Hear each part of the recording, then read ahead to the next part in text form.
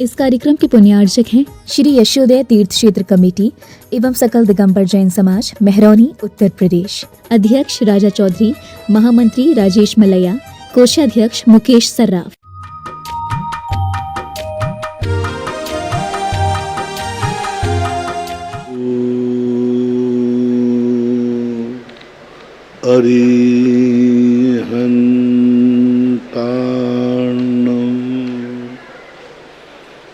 नमो सिद्धार्णं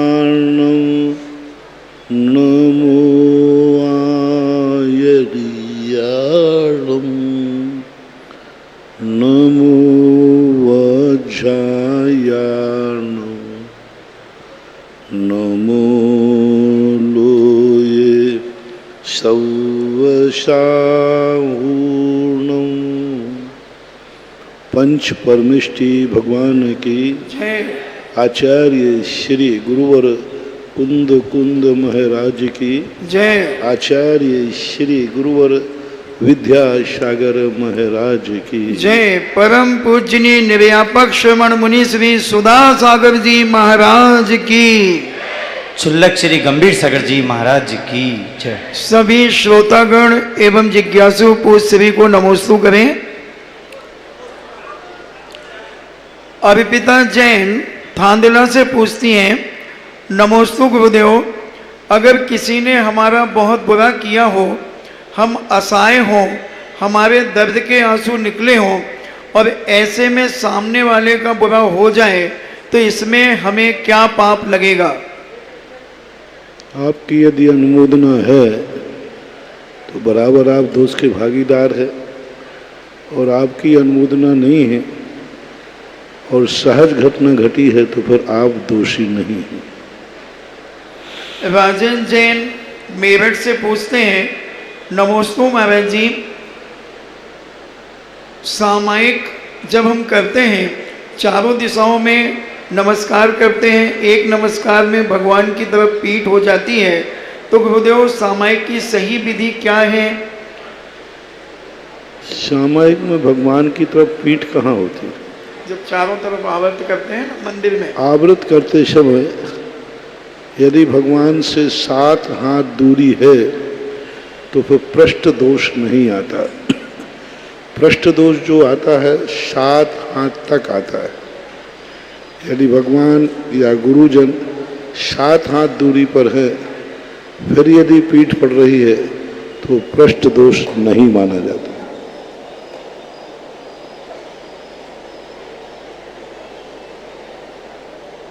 अर्चना जैन अजमेर से पूछती हैं, नमोस्तु गुरुदेव, इंसान कुछ गलत नहीं करता, फिर भी किस कारण से कलेश उत्पन्न होता है और उस कलेश से मुक्ति कैसे प्राप्त करें? किस प्रकार का धर्म क्रिया करें जिससे कलेश समाप्त हो जाए? कुछ गलत नहीं करता, ये निर्णय आपने कैसे कर लिया? गलती ही करता रहता है। अपने आप की दृष्टि से सही होना कोई सही नहीं कहलाता। गलत का निर्णायक तुम खुद नहीं हो, दुनिया है। इसलिए बिना गलती के संकलेश नहीं होता। और कभी कभी सामने वाला कोई संकलेश दे रहा है तो वह संकलेश या तो तुम्हारे लिए, यदि क्षमता भाव रखो तो वह तुम्हारे लिए निर्जरा का कारण बनेगा, सामने वाले का विनाश का कारण बनेगा। मुनि महाराज देखो, मुनि राजों के ऊपर कोई कितने उपसर करता है, मुनि राजों को कितने उपसर करता है, मुनि राजों की बुराइयां करता है, गले में सर्प डाल देता है, कितने करता है, लेकिन मुनिराज का कुछ नहीं बिगड़ता है। जो सर्प डालता है, अब उसका बिगाड़ हो जाए तो इसमें मुनिराज का कोई दोष नहीं होता। ऐसा ही आपका।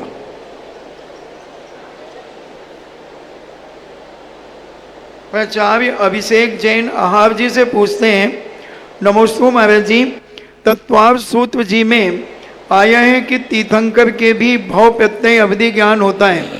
जबकि वो तो महाव्रतों को अंगीकार करते हैं, तो उनके भव प्रत्यय अभिज्ञान किस अपेक्षा से कहा गया है? भव प्रत्यय इसलिए कहा क्योंकि वो जन्म से लेकर के ही आते हैं। जितने 5 कल्याणक करने वाले तीर्थंकर होते हैं, चाहे वो स्वर्ग से अथवा नरक से भी आए, तो भी अवध ज्ञान लेकर के ही आते हैं।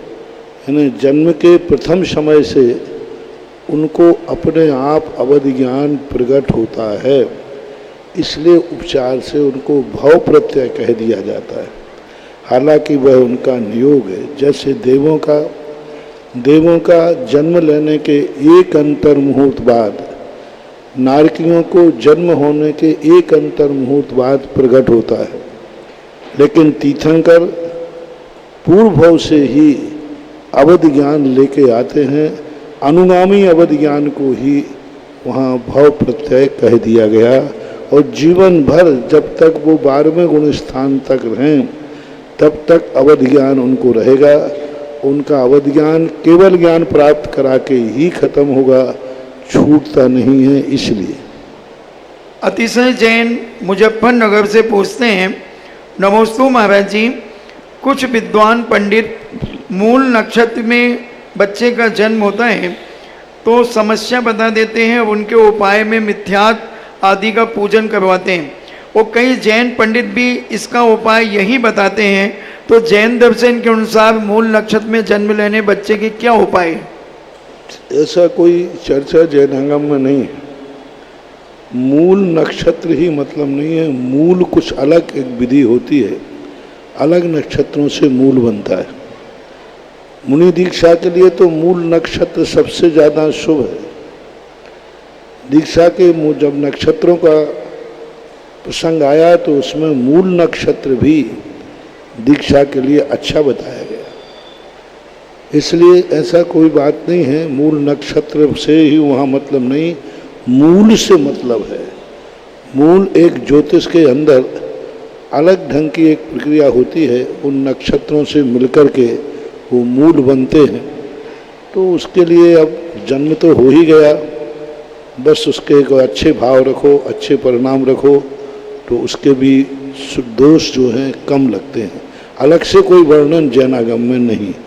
महेंद्र जैन पत्रकार इंदौर से पूछते हैं, नमोस्तु महाराज जी, मुनिराजों की चर्या, आहार और विहार दोनों में अंत में हार जुड़ा हुआ है।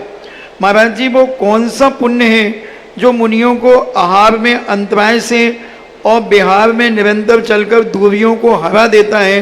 कृपया मार्गदर्शन दें। आहार में हार, विहार में हार जुड़ा हुआ है। महाराज जी, वो कौन सा पुण्य है मुनिराजों का जो मुनिराजों को आहार में अंतराय से और विहार में निरंतर चलकर दूरियों को हरा देता है? पुण्य नहीं है, ये तो उनका पुरुषार्थ है, इच्छा शक्ति है, संकल्प शक्ति है। मोक्ष मार्ग किसी कर्म के उदय से नहीं बनता, इच्छा शक्ति से बनता है, संयम से बनता है, साधना से बनता है, पुरुषार्थ से बनता है, ऐसा मानना चाहिए। श्रीमती नविता जैन कोटा से पूछती हैं, महाराज जी, संयमा संयम और असंयम और सराग संयम जीवों के गुणस्थान कहाँ से कहाँ तक होते हैं? सराग संयम का गुणस्थान तो 6ठा गुणस्थान ही माना गया है और संयमा संयम का 5म गुणस्थान माना गया, ऐसा माना। चक्रेश जैन आगरा से पूछते हैं, नमोस्तु महाराज जी, क्या किसी दिवंगत व्यक्ति की पुण्यतिथि पर उनके नाम से शांति धारा की जा सकती है? कराने में तो कोई बाधा नहीं है, लेकिन उसको कोई लाभ मिले ऐसा नियम नहीं। लेकिन आपको जरूर लाभ मिलेगा कि मरने के बाद भी आप उनका हित चाह रहे हैं, अच्छा चाह रहे हैं, तो आपको जरूर उनके प्रति जरूर आपको ऐसा पुण्यबंध बंधेगा कि आगे आपके पितरों की छाया आपसे नहीं उठेगी, यानी बुजुर्ग आपकी ज़िंदगी में दीर्घ आयु वाले मिलेंगे, क्योंकि मरण के बाद भी आप उनके प्रति अच्छे भाव कर रहे हैं, ऐसा। राजीव जैन अमरपाटन से पूछते हैं, मेरे आराध्य पूज्य गुरुवर कोटि से नमन। संसारी जीवों के कर्म ग्रहण करने की शक्ति क्या कम या ज़्यादा हो जाती है? असंख्यात लोक प्रमाण परिणाम हैं। एक ग्रस्त भी संसारी भी अंतर मुहूर्त से लेकर के एक एक समय बढ़ाता हुआ व्यक्ति 70 कोड़ा कोड़ी सागर वर्ष के प्रकार के कर्मबंध करता है, यानी असंख्यात प्रकार के कर्मबंध करता है। एक जीव और नाना जीवों की अपेक्षा भी इस प्रकार के कर्मों के बंध नाना प्रकार के, साता एक ही प्रकार की हो ऐसा कोई बात नहीं, असाता एक ही प्रकार की हो कोई ऐसी बात नहीं। कितने प्रकार की असाता, कोई सिर दर्द दुखी है तो देखिए, कोई का पैर का दर्द है, कोई का पेट का दर्द है, कोई का पीठ का दर्द है, किसी प्रकार कितने प्रकार से असाता उदय में आती है। ऐसे ही साता का समझना, सबके भेद अनेक अनेक भेद हैं ऐसा मानो। ऋषभ चंद जैन जयपुर से पूछते हैं, नमोस्तु गुरुदेव, आपने 9 जून के समय बताया था कि 123 जीव मिथ्या दृष्टि भद्र परिणामी जीव वर्तमान में पंचम काल से विदेह छेद में जाकर एक भाव में मोक्ष जाएंगे, तो क्या अविरत सम्यक दृष्टि हमारे जैसे का भी नंबर उसमें आ सकता है क्या? आ सकता है, कोई बात नहीं।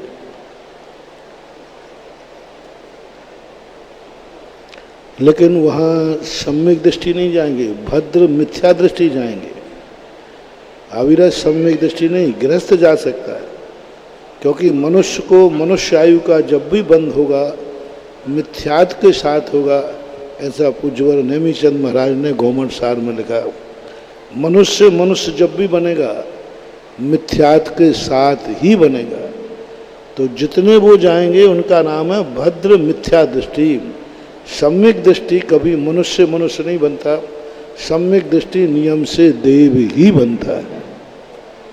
विश्व प्रसिद्ध जिज्ञासा समाधान कार्यक्रम को जिनवाणी चैनल, सुधा कलश चैनल, आदिनाथ टीवी के माध्यम से देख रहे लाखों लाख भक्त और यहाँ उपस्थित जन समुदाय की ओर से निर्यापक श्रवण तीर्थ चक्रवर्ती मुनि पुंगव श्री सुधा सागर जी महामुनिराज के चरणों में बारंबार नमोस्तु नमोस्तु नमोस्तु।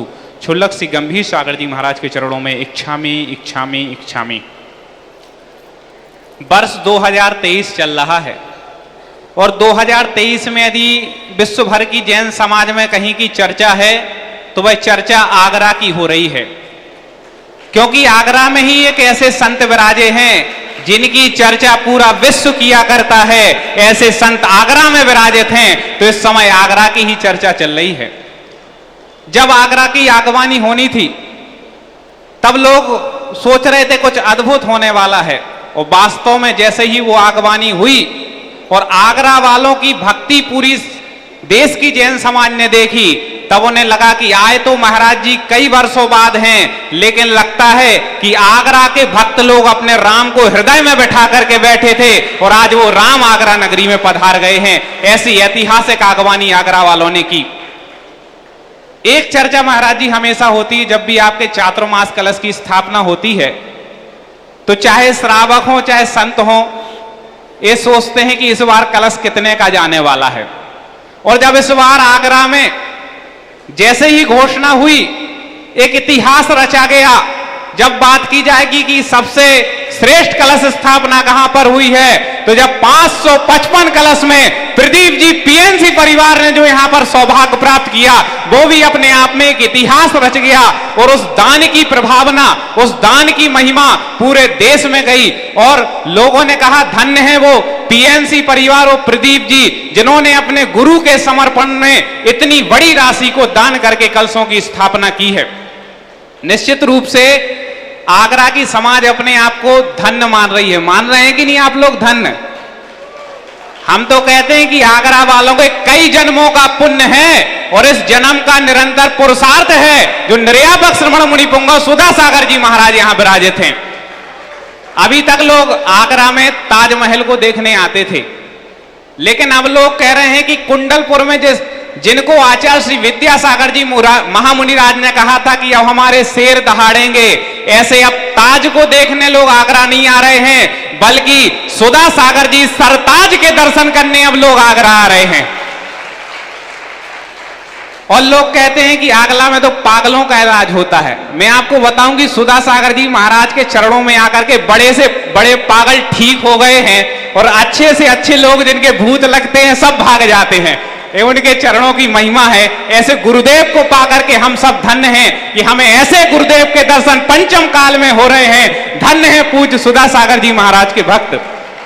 अब हम जिज्ञासा समाधान के कार्यक्रम में सर्वप्रथम जिज्ञासा रखेंगे श्री पीके जी जैन लखनऊ, और इसके बाद जिज्ञासा के लिए तैयार रहें सूर्यांशी जी जैन ग्वालियर।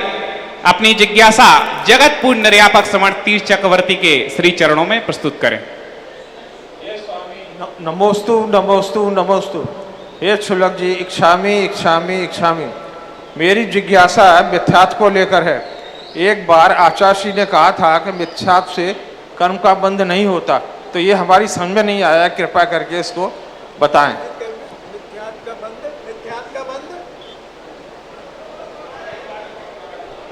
पुनः पूछिए अपना प्रश्न। मिथ्यात्व का बंध क्या? आचार्य श्री ने एक बार हाँ, बताया। जो समझ गया, मिथ्यात्व का बंध नहीं होता। किससे नहीं होता? मिथ्यात्व से। पूरी बात सुने। मिथ्यात्व बंध के क्षेत्र में अकिंचित कर है। बंध का कार्य मिथ्यात्व अनंत है, मिथ्यात्व बड़ा है, लेकिन मिथ्यात्व का बंध मिथ्यात्व से नहीं होता।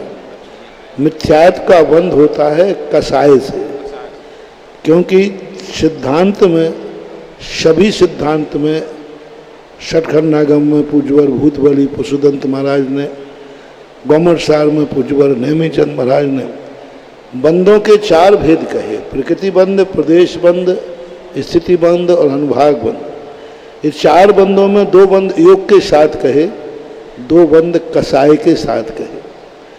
तो किसी भी कर्म का बंध का जो कार्य है मिथ्यात्व बंध नहीं कराता। मिथ्यात्व बंध के क्षेत्र में निमित्त है, हेतु है। मिथ्या आवृत्ति प्रमाद कसाय बंध हेतु, बंध के हेतु हैं यानी कारण हैं। सकसायत्वाद पुद्गलान योग ज्ञान, उसी तत्वार्थ सूत्र में आगे कहा, ये सब सकसायवान होने से। जैसे राष्ट्रपति बड़ा है, लेकिन राष्ट्रपति का चुनाव कौन करता है? प्रधानमंत्री। संसद वो छोटी है, राष्ट्रपति बड़ा है, लेकिन चुनाव वो करता है।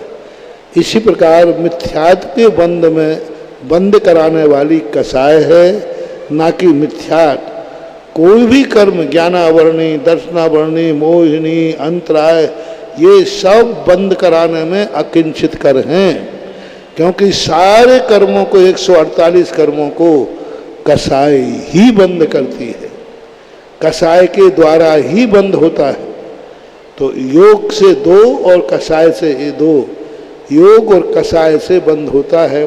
मिथ्यात्व ना तो योग है ना कसाय है, इसलिए बंद की क्रिया की अपेक्षा बंद कराने वाला मिथ्यात्व नहीं है, मिथ्यात्व बंद का हेतु है। जैसे ये घड़ी किसी के लिए राग द्वेष का कारण बन रही है, तो उसको जो बंद हो रहा है घड़ी का निमित्त है, लेकिन घड़ी बंद नहीं कर रही है। बंद करने वाला तो उसका राग द्वेषादि भाव है, लेकिन वो राग भाव किससे उत्पन्न हुआ? घड़ी को देखकर। तो घड़ी को देखकर राग भाव हुआ, घड़ी बंद नहीं कराएगी, बंद तो राग द्वेष से होगा। ऐसे ही मिथ्यात्व कर्म के क्षेत्र में निमित्त है, लेकिन जब बंद की क्रिया होगी तो मिथ्यात्व कर्म भी कसाय के द्वारा बांधा जाता है। ये भाव है। सन 1978 का 78 का पूज्यवर ने नैनागिर में एक शिविर में 7 दिन के 7 प्रवचन दिए थे। उन 7 दिन के प्रवचनों में आश्रव और बंध का जब प्रवचन दिया तो आश्रव और बंध तत्व के अंदर ये चर्चा उन्होंने छेड़ी थी, और उस चर्चा का प्रकाशित हुआ प्रवचन पारिजात नाम की किताब सागर से प्रकाशित है, 78 की बात है। तो उसमें ये बात खोली, लोग उसको समझ नहीं पाए और समझने का प्रयास भी नहीं किया। लोगों ने समझा मिथ्यात्व तो सबसे बड़ा, अरे बड़ा तो है, लेकिन बड़े आदमी के लिए सब कार्य करने की अनुमति नहीं है। वो बंद करने का कार्य नहीं करेगा, तो बंद करने की अपेक्षा से वह प्रसंग को लेना चाहिए।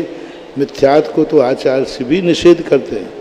दूसरा प्रसंग वहाँ ये है कि जैनी जो हैं सच्चे देव को मानेंगे, सच्चे शास्त्र को मानेंगे, सच्चे गुरु को मानेंगे, लेकिन ये सब करेंगे, लेकिन कसाय इतनी करते हैं, इतनी करते हैं, इतनी कसाय करते हैं, भाई भाई में कसाय, परिवार परिवार में कसाय, पड़ोसी में कसाय।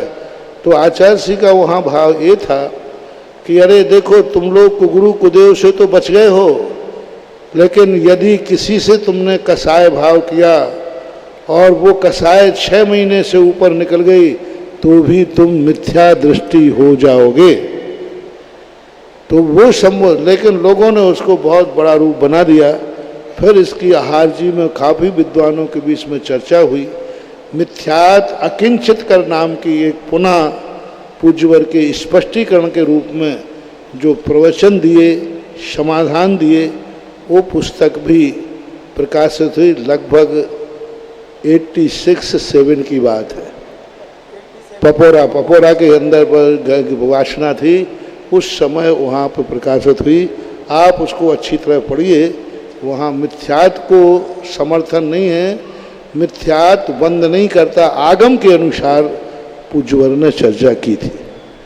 जिज्ञासा करेंगे सूर्यांशी जी जैन ग्वालियर, और इसके बाद जिज्ञासा के लिए तैयार रहें श्री जिनेन्द्र जी जैन सिरोंज से, जो कि हमारे बीच में उपस्थित हुए हैं, और उनके साथ पूरे सिरोंज की कमेटी अपनी जिज्ञासा रखेगी।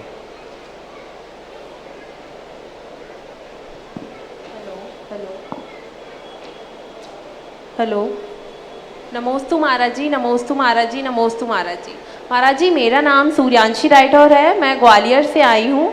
महाराज जी, मेरा प्रश्न ये है कि मैं एक पुत्री होने के नाते एज अ डॉटर, मैं अपने माता पिता और अपने परिवार के प्रति क्या मेरा कर्तव्य है, और अपनी लाइफ के सारे डिस्ट्रैक्शन और प्रॉब्लम को ओवरकम कैसे करूं, और अपनी लाइफ के प्रति अपने लक्ष्य पर कैसे केंद्रित रहूं। महाराज जी कृपया समाधान कीजिए। कल ही मैंने आप लोगों के ऊपर एक प्रवचन दिया था प्रातःकाल कि बेटी को सबसे पहले तो ब्राह्मी और सुंदरी जैसा अपना रूप बनाना चाहिए। दूसरा, यदि वो गृहस्थी में प्रवेश करती है तो ससुराल में इस ढंग से रहे कि ससुराल वाले उसके माता पिता की प्रशंसा करें, उसको कहें कि कैसी बेटी पैदा की है, हमारे घर में जब से आई है स्वर्ग हो गया। तीसरा, जब वो किसी बाहर किसी भी कार्य में, पढ़ाई में, किसी सर्विस में की तरफ यदि रुख करती है तो उसको एक बात का ध्यान रखना चाहिए कि हमारे कुल की मर्यादा क्या होना चाहिए। हम जो कार्य कर रहे हैं, क्या इस कार्य से हमारे माता पिता खुश होंगे? उनको सूचना मिलने पर क्या उनको खुशी होगी? बस इतना सा यदि ध्यान रख लिया तो आपने सारी दुनिया के जितने भी गुण हैं सब आपके अंदर विद्यमान हो जाएंगे। कोई भी कार्य करो, पढ़ते समय, नौकरी करते समय, क्या यह सूचना यदि मेरे माँ बाप को मिलती है तो क्या वह खुश नज़र आएंगे? क्या अवभाग्य मानेंगे? क्या कहेंगे कि मैंने ऐसी बेटी को जन्म दे करके बहुत बड़ा सौभाग्य प्राप्त किया? लोग कहते हैं कि बेटे ही भाग्य बनाते हैं माता पिता का, लेकिन मेरी बेटी ने मेरा भाग्य बना दिया। ये सौभाग्य यदि माँ बाप को आ जाए, गर्व आना चाहिए। बस माँ बाप को अपने बेटे पर, बिटिया पर गर्व होना चाहिए। गुरु को अपने शिष्य पर गर्व होना चाहिए कि बस शिष्य गुरु को पाकर के तो दुनिया गर्वित होती है, लेकिन गुरु शिष्य को पाकर गर्वित हो जाए, उसके मन में एक भाव आ जाए, मैं धन्य हूँ, मैंने ऐसे शिष्य को दीक्षा दी। माँ बाप को ऐसा महसूस हो, मैं धन्य हूँ कि मैंने ऐसी बेटी को जन्म दिया जिसने मेरा सब कुछ मान मर्यादा सब कुछ आकाश पे पहुँचा दी। बस इतनी ये 3 बातें यदि आज के युग में कन्या वर्ग ध्यान में रखता है तो यह सबसे बड़ा श्रेष्ठ और जीवन के लिए, समाज के लिए, परिवार के लिए, स्वयं के लिए सबसे बड़े उत्थान का कारण बनता है। नमोस्तु महाराज। जिज्ञासा करेंगे हमारे बीच में सिरोन से, जहां पर पूज्य गुरुदेव के आशीर्वाद से तीर्थ का निर्माण हो रहा है, श्री जिनेन जी जैन सिरोन, जो उनकी पूरी समाज उपस्थित है। जिज्ञासा करें शीलोदय तीर्थ क्षेत्र से। और ब्रह्म इसके बाद तैयार जिज्ञासा करेंगी ब्रह्मचारिणी सरिता दीदी जी बबीना। पड़ जाते इनके पद पंकज पे घर पावन हो जाता है। इनके आशीर्वादों से जीवन का हर पल पावन हो जाता है। अरे ऐसे संतों से जीवित है भारत की भूमि महान, और दुनिया इनको संत कहे। हम तो कहते हैं भगवान, हम तो कहते हैं भगवान। जय हो। हे प्राचीन तीर्थोद्धारक, नवम तीर्थ प्रणेता, साक्षात तीर्थ स्वरूप, वस्तुविद, पुरातत्व संरक्षणी, श्रवण संस्कृति के प्रबल प्रहरी, ज्ञान रथ के सारथी, जिनागम के उपदेष्टा, सिद्धबाग शांति धारा अतिशय के साक्षात निर्देशक, जिनोदय तीर्थ उद्धारक एवं नव उत्थान के संप्रेरक, आध्यात्मिक संत, निर्यापक, श्रमण मुनि श्री पुंगव श्री 108 सुधा सागर जी महाराज के पवित्र पावन चरणों में हमारी ओर से, हमारे परिवार की ओर से, समस्त जिनोदय तीर्थ क्षेत्र एवं पूरी सिरोन जैन समाज की ओर से आपके पवित्र पावन चरणों में बारंबार नमोस्तु करते हुए गुरुदेव अपनी जिज्ञासा रख रहा हूं कि तिरंज तो मांसाहारी होता है भगवान,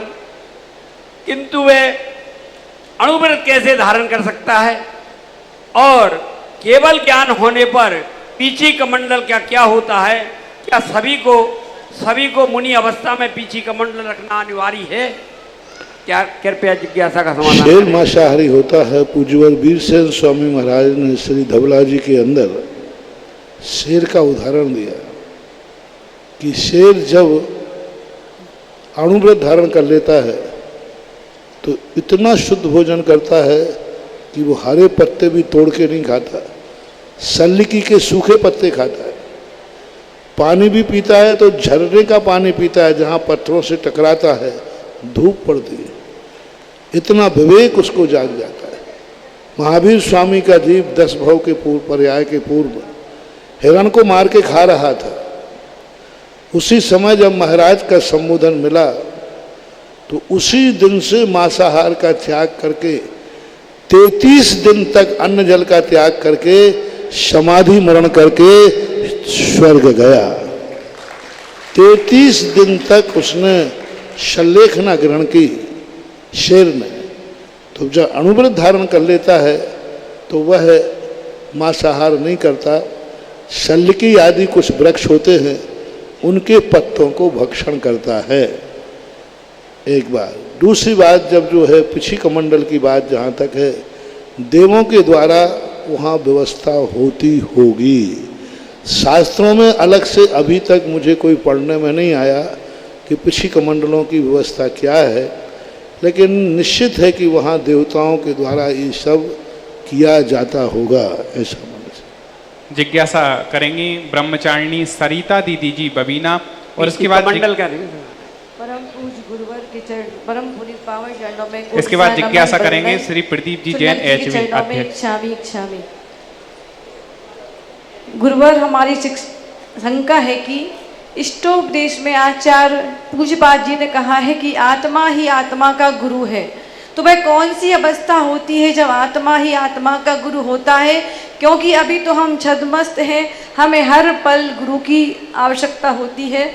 तो वह कौन सी अवस्था होती है? हमारे यहाँ कथन 2 होते हैं। एक व्यवहार कथन और एक निश्चय कथन। वस्तुतः पूछा जाए, आत्मा आत्मा की ही गुरु होती है।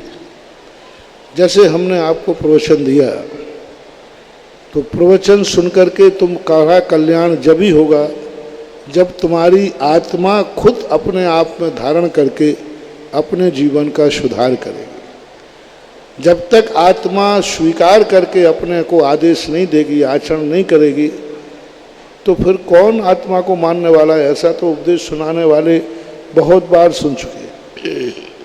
आत्मा इन प्रवचनों को सुनेगी और वही आत्मा अपने खुद को संबोधन करेगी कि देखो गुरु महाराज ने क्या कहा, तुमने समझा? ये बैठ कर जिसे कहते हैं सुनना और गुनना। तो जब गुरुओं की, शास्त्रों की वाणी वो सुनकर के अपनी खुद की आत्मा को संबोधन करेगा और खुद स्वीकार करेगा, तो साक्षात निश्चय नए से आत्मा यो गुरु, छिद यो गुरु, ऐसा अकलंक स्वामी ने श्री राजवार्तिक में भी कहा है।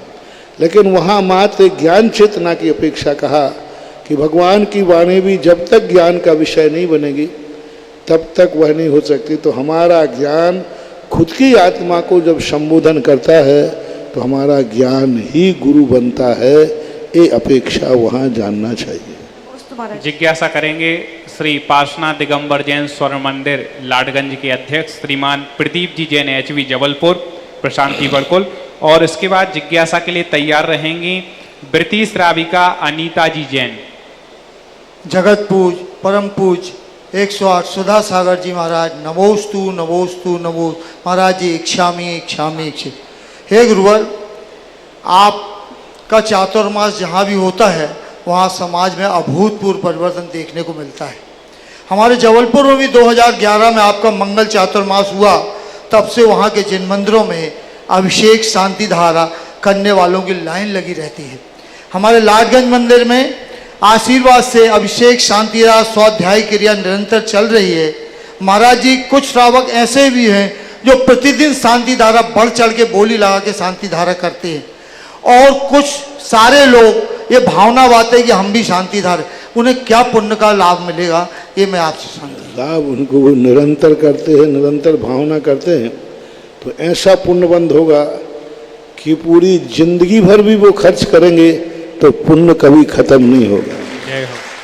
निरंतर अक्षय दो होते हैं, एक कभी कभी पुण्य कमाया जाता है, एक नियम से नियत पुण्य होता है, नियत दान होता है।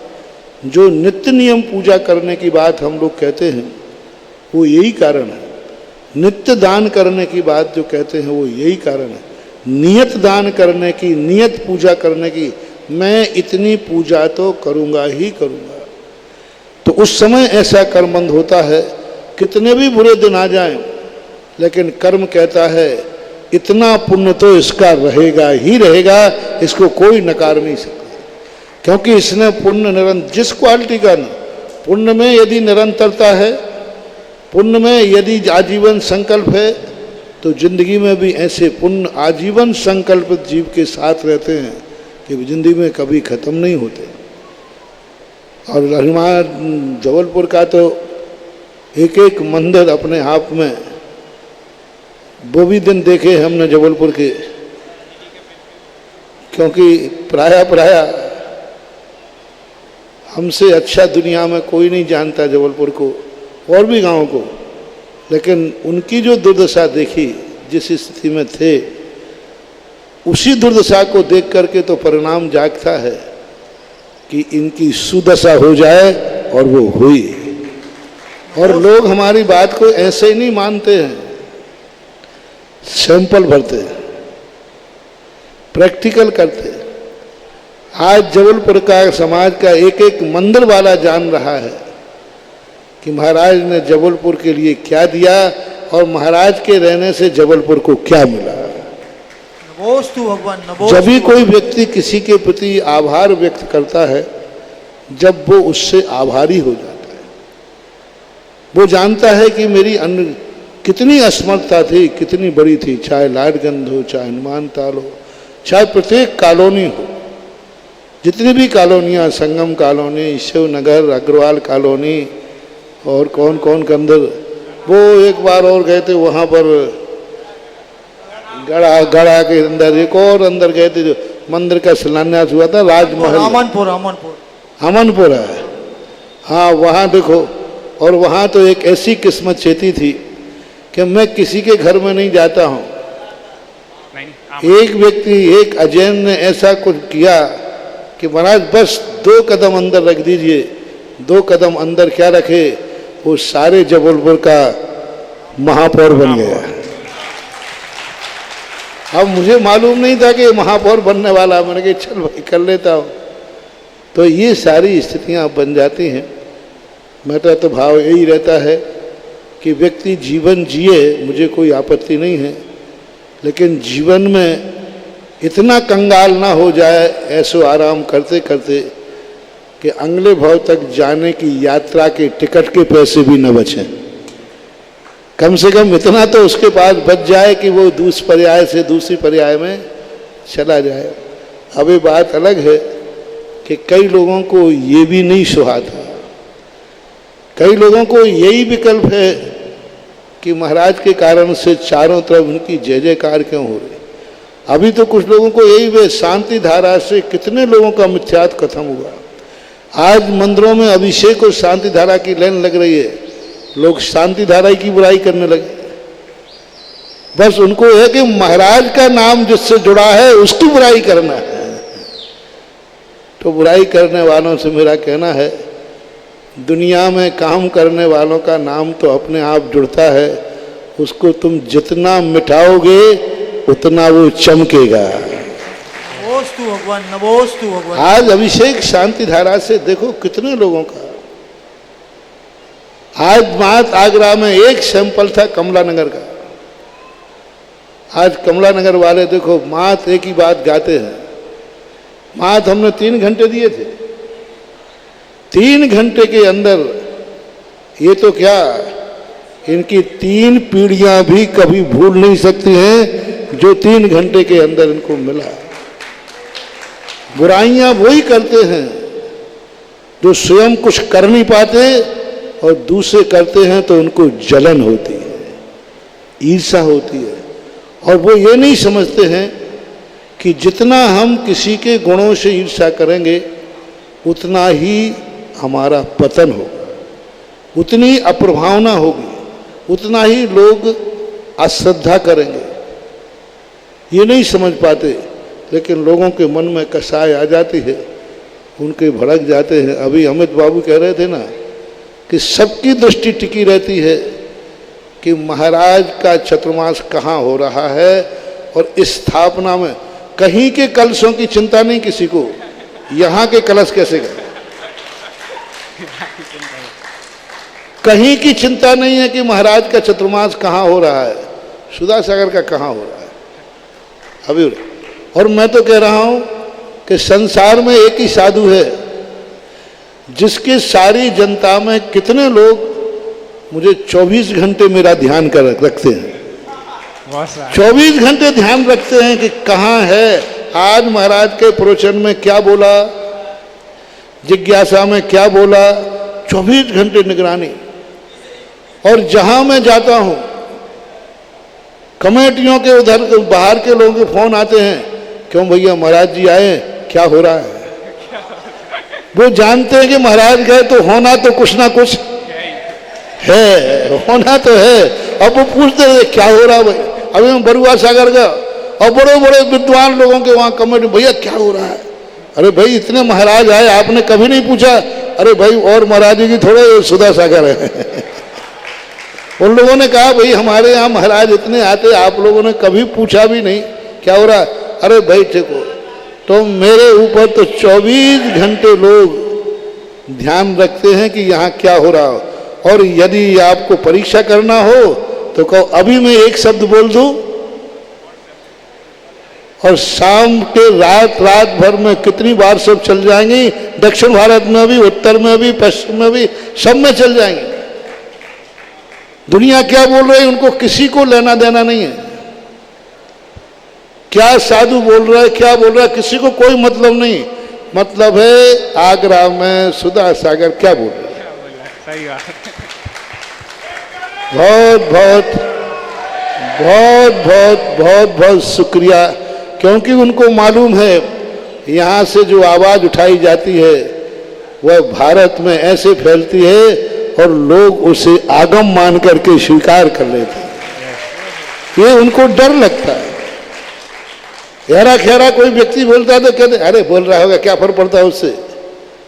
मैं अपने आप को ऐसे ही मानता था पहले, मनोज बाबू, मैं अपने आप को बहुत छोटा मानता। जब मैं राजस्थान गया, यहीं से गया था, तो मैं अपने आप को बहुत छोटा मानता था। अरे मैं अकेला साधु हूँ, छोटा सा साधु हूँ, मेरी वाणी में क्या। कई बार बोलने के बाद मैं कहता था काय को बोल रहा है, कौन तेरी सुनने वाला है, कौन सुनने वाला है।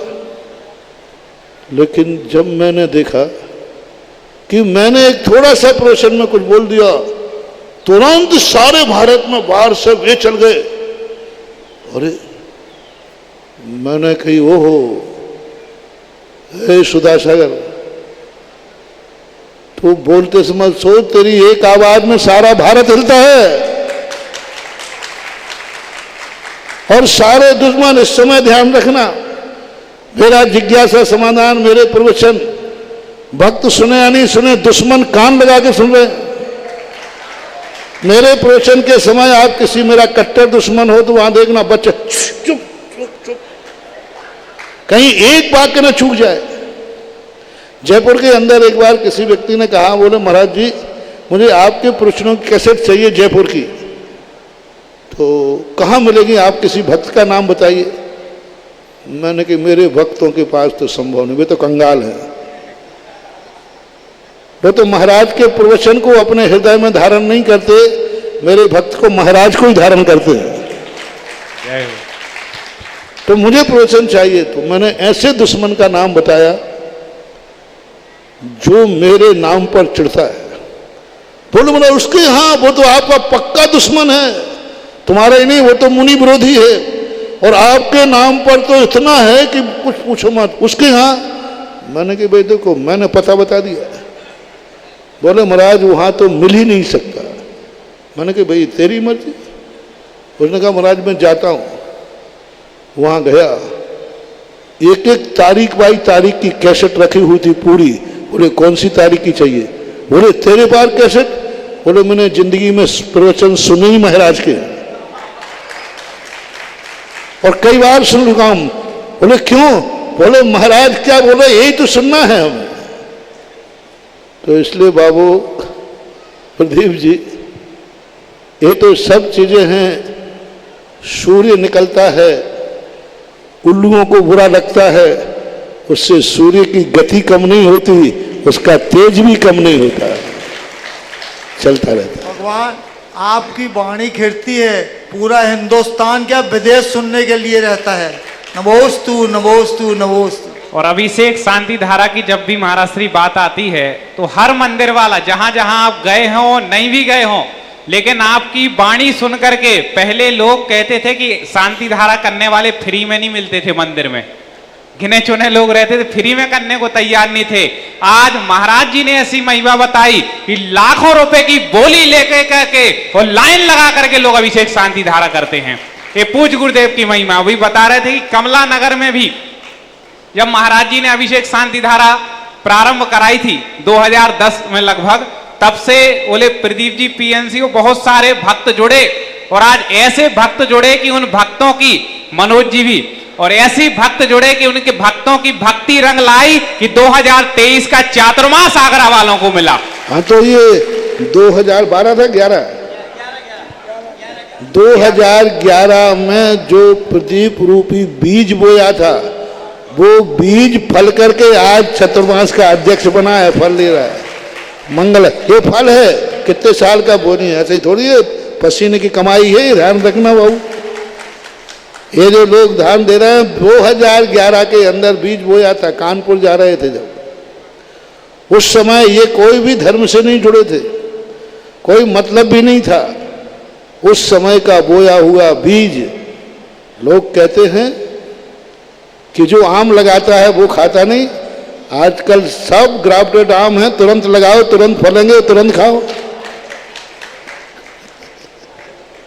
और महाराज श्री आगरा के हर मंदिर वाले चाह रहे कि जो मंत्र आप कमला नगर वालों को दे गए हमें भी कुछ मंत्र दे दें तो हम लोग भी ऐसे आगे बढ़ जाएं। और निश्चित रूप से मैं कहूंगा पूरी विश्व की जैन समाज को कि यदि आज अभिषेक से हम लोगों को पूज्य गुरुदेव ने जोड़ा है, उसकी महिमा हम सबको बताई है, तो हम उपकार माने ऐसे गुरुदेव का कि जो लोग मिथ्यात्व की ओर जा रहे थे आज उसको छोड़ करके सच्चे देव के चरणों में समर्पित होकर के भगवान की भक्ति कर रहे हैं।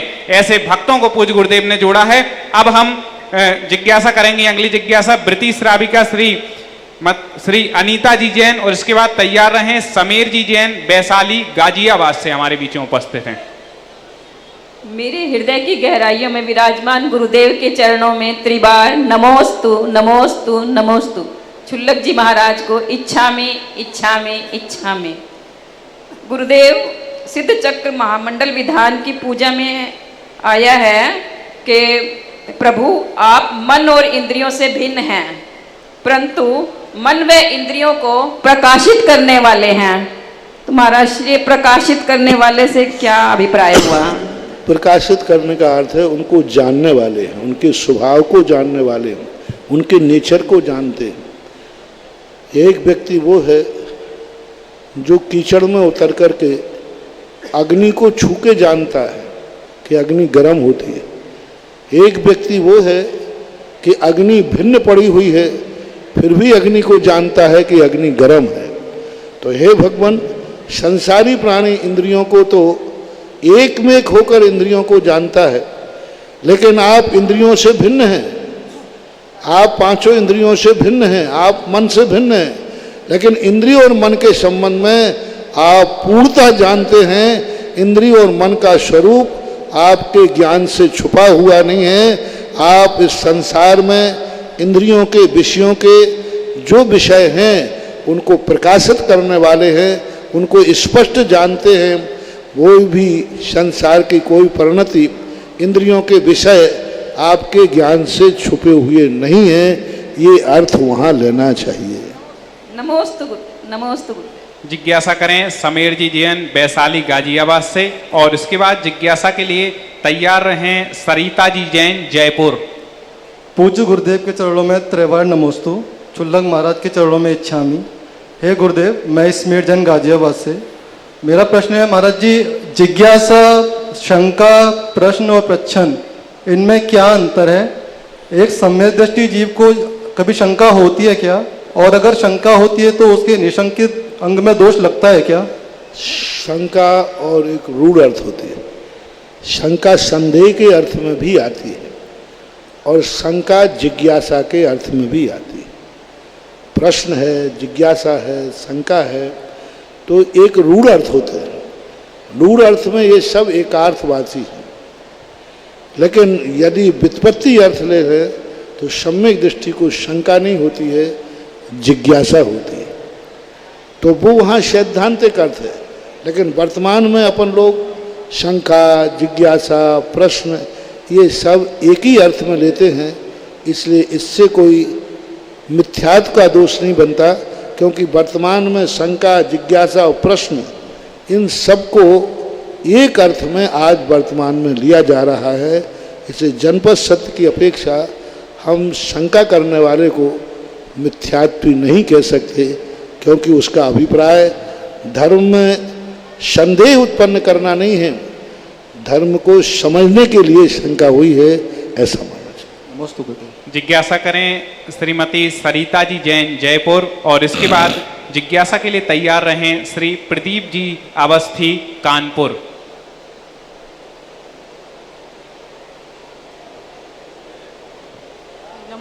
नमोस्तु महाराज जी, महाराज जी चरणों में इच्छामी।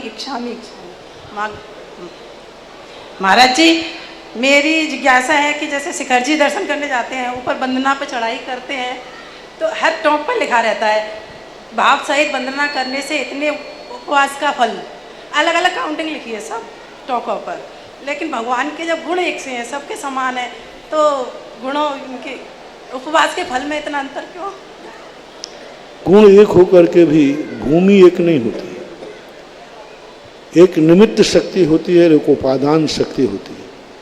उपादान शक्तियां सब में एक समान होती हैं, लेकिन निमित्त शक्ति एक समान नहीं होती। एक औषधि है, वह औषधि एक गुण वाली है, लेकिन खाने वालों के लिए एक समान फायदा करे एक नियम नहीं है। किसी को एक खुराक में फायदा है, किसी को 2 खुराक में फायदा है, किसी को नुकसान भी है। दवाई एक ही है, दवाई में कोई भी अंतर नहीं, एकता है, लेकिन उसकी जो निमित्त शक्ति है वो भिन्न भिन्न होती है। प्रत्येक तीर्थंकर की निमित्त शक्ति भिन्न भिन्न है। सभी तीर्थंकरों की एक साथ एनर्जी मिलेगी नहीं, सभी मूर्तियों की एक समान एनर्जी होगी कि नहीं, 24 घंटे भगवान एक समान रहेंगे नहीं। निमित्त शक्ति में, उपादान शक्ति में एक है, शाश्वत एक टंकोत्कीर्ण ज्ञायक पिंड स्वरूपी अनंत शक्ति का अनुभव कर रहे हैं, उसमें कोई अंतर नहीं। पूज्यवर पूज्यपाद स्वामी ने श्री सर्वार सिद्धि ग्रंथ में स्पष्ट लिखा कि तीर्थंकरों की अरहंत भगवान की एका विशुद्धि, एक विशुद्धि होती है।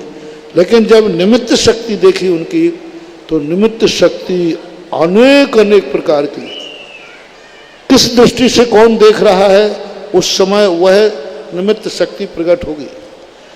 उस समय व्यक्ति कौन से गुण का चिंतन कर रहा है वही निमित्त शक्ति आएगी। मूर्ति 24 घंटे जितने लोग दर्शन करते हैं सबको अलग अलग फल मिलता है। मूर्ति एक ही है। जैसे मैंने दवाई के लिए कहा, जैसे भोजन के लिए कहा, भोजन एक समय पे 10 लोगों ने किया तो 10 लोगों को अलग अलग लाभ हुआ कि एक समान लाभ हुआ? सबको अलग अलग लाभ हुआ। किसी को दस्त भी लग गया, किसी को नुकसान भी कर गया। तो ऐसे ही ये निमित्त शक्तियां जो हैं प्रत्येक तीर्थंकर की मूर्ति की, सुबह भगवान की मूर्ति का एनर्जी अलग होती है। जिस समय भगवान अभिषेक को पांडुकशिला पर बैठते हैं उस समय भगवान की एनर्जी अलग होती है, निमित्त शक्ति। दोपहर में अलग होती है, शाम को जब जाओगे तब अलग शक्ति मिलेगी। मुनिराज जब सुबह स्तुति में उठते हैं अलग शक्ति होती है। जब महाराज आहार को जाते हैं, आहारचर्या देखने में अलग शक्ति मिलती है, निमित्त शक्ति। महाराज एक ही है। जब महाराज स्वाध्याय करते हैं अलग शक्ति मिलती है। जब महाराज प्रवचन देते हैं तब शक्ति अलग होती है। जब आशीर्वाद देते हैं सब शक्ति अलग होती है।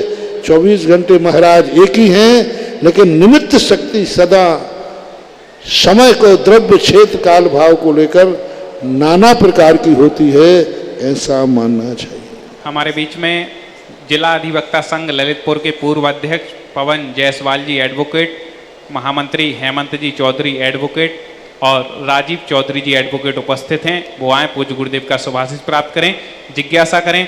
श्री आदित्य जी जैन कानपुर, और इसके बाद जिज्ञासा के लिए तैयार रहें रश्मि जैन नोएडा। मैं आदित्य जैन हरिपर्वत आगरा से। गुरुदेव के चरणों में शत शत नमन एवं छुल्लक महाराज जी के चरणों में त्रिबार इच्छामि इच्छामि इच्छामि। महाराज जी, मेरी जिज्ञासा है कि आगम में ऐसा उल्लेख मिलता है कि जब किसी संघ के कोई आचार्य जब ये समझते हैं कि मेरी उम्र का अब अंतिम पड़ाव है, तो वो अपने संघ को छोड़ करके किसी अन्य संघ में चले जाते हैं, जिससे कि वो अंतिम समय में उनके राग भाव न रहे शिष्यों में। क्या ऐसा किन्हीं आचार्यों को कभी ऐसा होते हुए कोई उदाहरण मिलता है क्या? ये मेरी शंका है। ये कथन उज्ज्वल शिवकोटि महाराज ने श्री भगवती आराधना में लिया। जो मूल ग्रंथ मूलाचार है मुनियों का, उसमें ऐसा कोई वर्णन नहीं आया। पहली बात है, ये कथन तो आया है लेकिन प्रैक्टिकल में अभी तक किसी भी आगम में, किसी भी शास्त्र में ऐसा कोई उदाहरण देखने में नहीं आया। वर्तमान में कोई आचार्य महाराज हुए, पूज्यवर शांति सागर, पूज्यवर शिव सागर, वीर सागर आदि, इनका भी कोई उल्लेख ऐसा नहीं मिला कि इन्होंने ज्ञान सागर महाराज जी आदि हुए। इन्होंने ऐसा भी वर्तमान में कोई आचार्य ऐसे नहीं हुए जिन्होंने आचार्य पद छोड़ करके किसी अन्य संघ में संलेखना ली हो। उदाहरण तो देखने में नहीं आया, आगम में भी कहीं देखने में नहीं आया। ये कथन मात्र है, लेकिन प्रैक्टिकल आगम में कहीं नहीं आया। फलाने आचार्य ने अपना आचार्य पद छोड़ करके दूसरे संघ में संलेखना ली। मुझे आगम में कहीं उदाहरण नहीं मिला। वर्तमान में कितने आचार्य हुए, इतने पूज्य आचार्य महाराज लोग हुए, उनके जीवन में भी देखने में प्रैक्टिकल में नहीं आया कि उन्होंने अन्य संघ में प्रवेश किया अपने आचार्य पद को छोड़ करके। अब ये कथन आचार्यों के जीवन में क्यों नहीं उतर पाया, क्यों ग्रहण नहीं किया, ये प्रश्न विचारणीय है। क्योंकि आगम में जो कथन आता है उसको कोई ना कोई प्रयोग करने के लिए ही आता है, उसको आचरण करने के लिए ही आता है। पर अभी तक किसी आचार्य ने इसका क्यों प्रयोग नहीं किया और क्यों प्रैक्टिकल नहीं हुआ, ये बहुत विचारणीय विषय है। और इसके संबंध में ज़्यादा ऊहापोह मैं कर नहीं सकता, क्योंकि ये आचार्यों का विषय है। और महाराज श्री के सानिध्य में निरंतर भक्तों की होड़ लगी है भक्ति कलश स्थापित करने की। और वास्तव में पुण्यशाली होता है वो व्यक्ति जिसको सौभाग्य मिलता है चातुर्मास में निर्यापक श्रमण तीर्थ चक्रवर्ती मुनि पुंगव सुधा सागर जी महाराज के सानिध्य में एक भक्ति कलश स्थापित करने का। निरंतर आगरा के और बाहर के भक्तों के नाम हमारे पास आ रहे हैं। एक नाम प्राप्त हुआ है श्री विनय कांत जी जैन, छबिलदास जी दोषी, शांति, सचिन, रिंकी, रिया, तुषिता परिवार, ईडर गुजरात से। इस तरह पूरे देश से नाम भक्ति कलश के लिए आ रहे हैं। यदि आप भी सौभाग्य प्राप्त करना चाहते हैं, आप भी ये पुण्य अपने जीवन में लेना चाहते हैं, तो आप भी मात्र 1,11,000 रुपए की राशि निर्धारित है। एक भक्ति कलश अपनी परिवार की ओर से यहाँ पर विराजित करने का सौभाग्य प्राप्त कर सकते हैं। आप स्वयं आकर के यहाँ विराजित कर सकते हैं या ऑनलाइन के माध्यम से अपना नाम दे करके, जिसकी घोषणा जिज्ञासा समाधान में होगी। चलिएगा, अब अपनी जिज्ञासा करें। रश्मि जी नोएडा, और इसके बाद तैयार रहें श्री स्नेहिल जी जैन गाजियाबाद। नमोस्तु महाराज जी। इक्षामी छुल्लक जी। महाराज जी, छायक सम्यक दर्शन, छायोग सम्यक दर्शन और उपसम सम्यक दर्शन का क्या अर्थ है और इनमें क्या अंतर है? ये परिणामों की दिशा है, कर्मों के कारण। कोई व्यक्ति कर्मों को थोड़ी देर के लिए दबा देता है, जब कर्म उपशमित हो जाते हैं तो उतनी देर के लिए वह तत्व दृष्टि कर लेता है। कोई लोग पूरा नहीं दबा पाते हैं, कुछ थोड़ी बहुत संस्कार रह जाता है सम्यक प्रकृति के उदय में, तो उसे क्षयोपशम कहते हैं। कुछ लोग इतने बलवान होते हैं कि कर्मों को पछाड़ देते हैं और तत्व दृष्टि को जीवन भर के लिए, क्या मोक्ष पर्यंत तक के लिए, अनादिकाल के लिए वह तत्व दृष्टि को स्वीकार कर लेते हैं। कर्मों में 7 प्रकृतियों के उपशम को उपशम सम्यक दर्शन कहते हैं। 7 प्रकृति का अर्थ है मिथ्यात, सम्यक मिथ्यात और सम्यक प्रकृति और अनंत बंदी, क्रोध, मान, माया, लोभ। इन 7 प्रकृतियों का उपशम करना उपशम सम्यक दर्शन। 7 प्रकृतियों में 6 प्रकृतियों को उदय में नहीं आने देना और सम्यक प्रकृति का उदय बना रहना, ये क्षयोपशम सम्यक दर्शन है। इन 7 प्रकृतियों का सर्वथा सत्ता से क्षय कर देना, ये छायक सम्यक दर्शन है। ये सैद्धांतिक परिभाषा है। जिज्ञासा कह रहे राजीव जी जैन गुना, और इसके बाद जिज्ञासा के लिए तैयार रहें नीलिमा पाटनी जी। कोटा से प्लीज, कोटा से राजीव जी पूछिए। सुधा सागर जी महाराज के चरणों में त्रिबार नमोस्तु नमोस्तु नमोस्तु। महाराज श्री आजकल के बच्चे कर्म सिद्धांत को नहीं समझते, उसे किस तरह से समझाएं? प्लीज जिज्ञासा का समाधान करें। मैं कोटा दादाबाड़ी से प्रीतु नरेदा। मम्मी पापा समझते हैं? हाँ? उनके मम्मी पापा समझते हैं? नहीं, वो तो समझते हैं, पर अपन थोड़ा सा समझाएं। तो मम्मी पापा समझते हैं तो बच्चों को शुरू से समझाना चाहिए।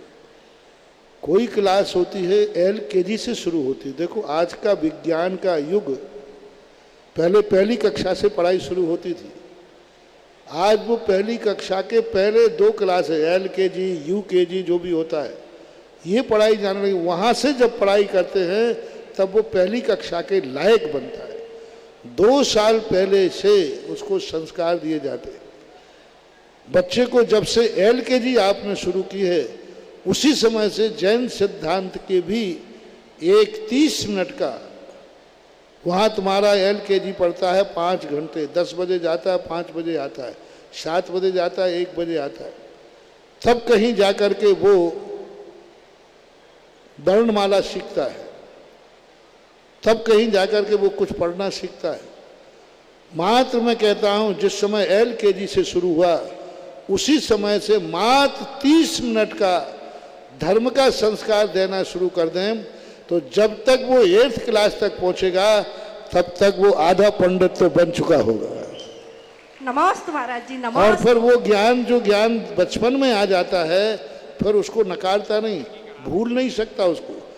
बड़े में दिया हुआ ज्ञान भूल जाता है, लेकिन बचपन में जब तक उसने कोई अपना ज्ञान प्राप्त नहीं किया, उस समय का ज्ञान बच्चे भूलते नहीं हैं। उन्होंने अपने आप में पढ़ा था कि ये इंग्लिश का ए है, उन्होंने पढ़ा था कि हिंदी का आ अनार का है। कब पढ़ा था ये? नर्सरी में। आ अनार का नर्सरी में पढ़ा था, जीवन भर याद रहता है। वो आकार आते ही कहते ये क्या है, बोले आ अनार का। बोले कब पढ़ा था? बोले LKG में। उस समय का दिया हुआ वो आकार आ देखते ही वो तुरंत कह देता ये आ है। भाई ये आ है तूने कब सीखा है? बोले मैंने बचपन में सीखा था। इसी प्रकार से यदि हम उस अवस्था से बच्चों को पढ़ाना शुरू कर दें तो बुढ़ापे तक भी उसको वो ज्ञान रहेगा, क्योंकि बच्चों का ज्ञान हमेशा अमिट होता है। तुम लोग थोड़ा बड़ा होने के बाद उसको कहते हैं बेटा थोड़ा धर्म कर ले, उसको फिर समझ में नहीं आता। मैं आपसे पूछता हूँ, कोई व्यक्ति एक पहली कक्षा में 3 साल में गया और एक बच्चा 10 साल के बाद LKG में जाए और एक 50 साल के बाद जाए, इन तीनों में LKG की जो क्लास है पढ़ने में जल्दी सुबीलियत किसको होगी? LKG वाले को। एक बच्चा है 3 साल का, एक 10 साल का और एक 25 साल का, तीनों एक क्लास में बैठा दीजिए, तीनों अनपढ़ है, तो सुबीलियत किसको जाएगी पढ़ने में? 3 साल वाले को। 10 साल वाले को उसको आ अनार को बनाने में 10 दिन लग जाएंगे और 3 साल वाला 1 दिन में बना देगा। तो छोटी उम्र के अंतर्गत हमें इसलिए हमारी पाठशालाएं बड़े बच्चों को नहीं लगती हैं, छोटे बच्चों की लगती हैं।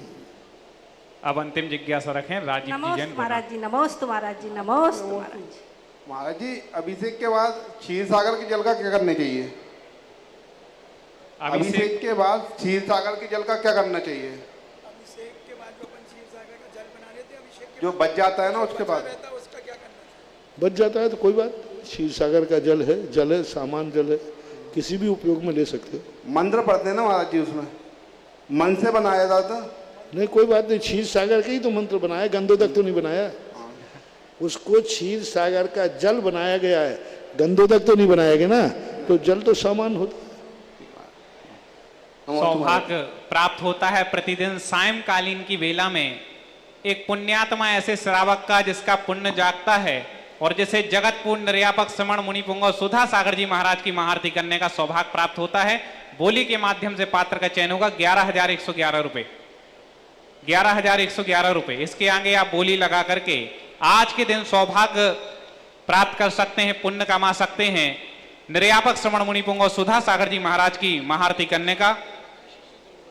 एक और कलश के लिए हमें नाम प्राप्त हुआ है दिल्ली से, शशि जी जैन, मनोज जी जैन एक भक्ति कलश स्थापित कर रहे हैं 1,11,000 रुपए की राशि में। जोरदार तालियां बजा करके इनके पुण्य की, इनके भावों की अनुमोदना करेंगे। और बोली के माध्यम से हम पात्र का चयन कर रहे हैं। आज की महाआरती 11,111 रुपए शीघ्रता से अपने भाव यहां तक प्रेषित कीजिएगा और आपको अवसर प्राप्त होगा, आपको सौभाग्य प्राप्त होगा जगत पूज्य निर्यापक श्रमण मुनि पुंगव श्री सुधा सागर जी महामुनिराज की महाआरती करने का। आइएगा, भक्ति कलश स्थापित करें, कलश दे दें। शशि जी जैन, मनोज जी जैन, माइक चालू कर। सबके लिए मेरी तरफ से सूचना है, हमारी सारी क्रियाओं का समय निश्चित होता है, इसलिए जिज्ञासा के बाद आपको शाम के लिए हमारे लिए ऊपर नहीं आना चाहिए, क्योंकि हमारा सामायिक का समय हो जाता है। किसी कमेटी को यदि कार्य है तो मात्र कमेटी के सदस्य ही मात्र 10 मिनट का काम यदि आपका हो, 5 से 10 मिनट का यदि कार्य हो, तो कोई आवश्यक चर्चा करना हो तो वही लोग आए। आपको बैयावृत्ति का समय अभी नहीं है, बैयावृत्ति का समय 9 बजे निर्धारित किया गया है। 9 बजे से लेकर 9:30 तक आपको बैयावृत्ति का समय रखा है। उस समय आप अभी, कुछ लोग अभी जाते हैं बैयावृत्ति करते हैं, तो उस समय हमारे पास समय नहीं। आपको प्रतिदिन उतारने में आध घंटा लग जाता है, इसलिए जिज्ञासा के बाद कोई भी ऊपर आने का प्रयास नहीं करें। जिसको आवश्यक काम है वो मात्र 10 मिनट के अंदर का काम हो तो ऊपर आना कमेटी वालों, अन्यथा दिन में कभी भी आप अपने संपर्क करें। सुबह हम 12 बजे से लेकर सामायिक का 2-2:30 जो भी बजता है, 2:30 बजे से हमारा स्वाध्याय होता है। कर्म सिद्धांत का स्वाध्याय है। जो स्वाध्याय बंधु हैं, जिन्होंने कभी स्वाध्याय किया है या स्वाध्याय में रुचि रखना चाहते हैं, वे ही दोपहर की क्लास में बैठे। सब जनरल लोगों को दोपहर की क्लास में बैठने की अनुमति नहीं। जो बाकायदा किताब लेकर के और नियमित आ सके, एक दिन आ गए 2 दिन आ गए ऐसा नहीं। ये सिद्धांत ग्रंथ है, इसका अभिनय नहीं होना चाहिए। नियमित रूप से कोई विशेष परिस्थिति को छोड़ करके प्राय जो स्वाध्याय करना चाहें वे ही 2:45 बजे कितना है, हाँ 2:45 2:45 से लेकर के क्लास चलती है 3:30 पौने 4 तक। उसमें मात्र पढ़ने वालों के लिए सबके छूट है, जो भी पढ़ना चाहें कोई बाधा नहीं है, लेकिन वो स्वाध्याय है, प्रवचन नहीं। और गुरु भक्ति का भी समय है, प्रातः 5 बजे भी आकर आप गुरु भक्ति कर सकते हैं। और जी हाँ, पूजन करके।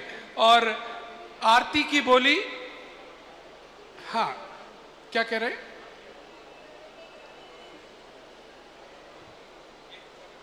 आरती, अच्छा ठीक।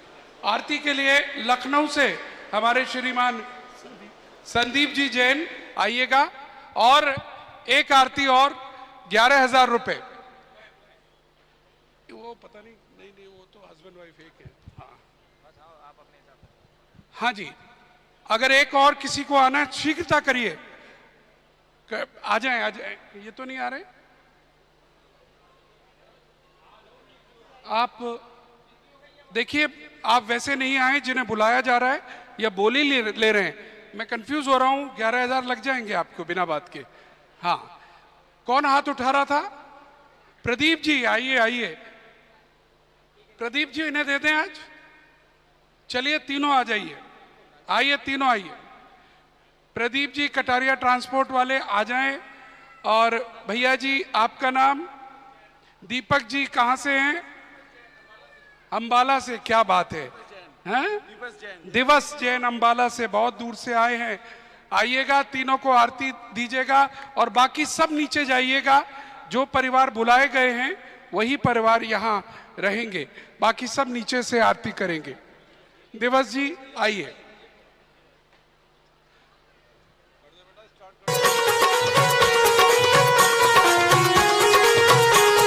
कटारिया जी आ रहे हैं, प्रदीप जी आ रहे हैं।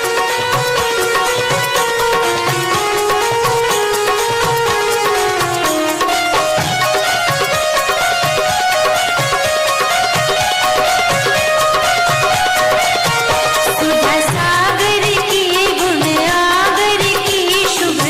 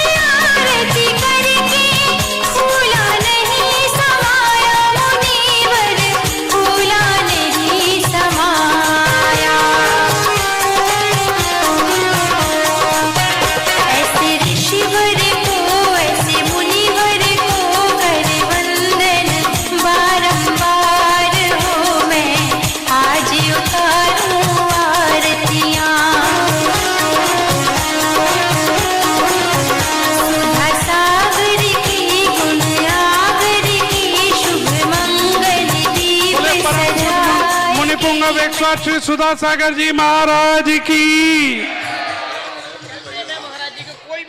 देखिएगा, चलते में कोई भी पैर छूने का प्रयास नहीं करेगा, दूर से रखें, बीच में से हट जाइएगा। इस कार्यक्रम के पुण्यार्चक थे श्री यशोदय तीर्थ क्षेत्र कमेटी एवं सकल दिगंबर जैन समाज, मेहरौनी, उत्तर प्रदेश। अध्यक्ष राजा चौधरी, महामंत्री राजेश मलैया, कोषाध्यक्ष मुकेश सर्राफ।